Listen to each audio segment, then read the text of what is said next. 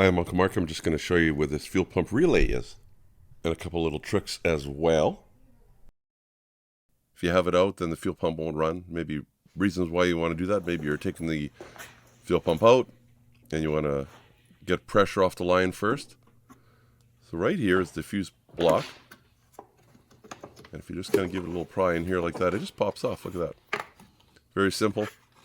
And they're all actually marked here. The big thing is figuring out which way the box is. It says right here, fuel pump relay. As I say, you just have to figure out which way the legend sits. Does it sit that way or does it sit the other way?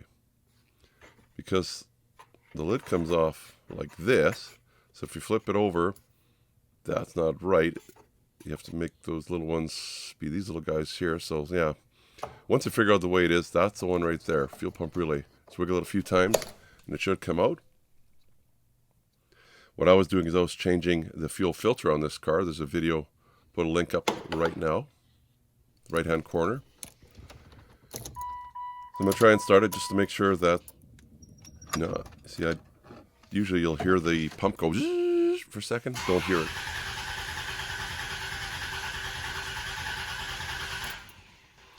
So let it crank long enough that obviously there's no fuel pressure now on the line.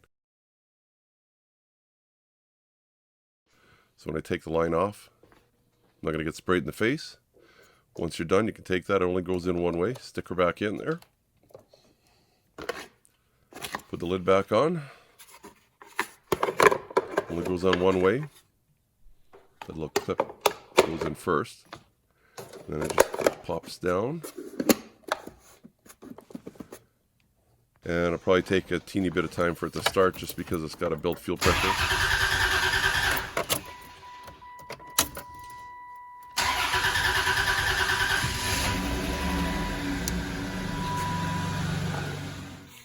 So what I had done is I'll just show you this piece here again.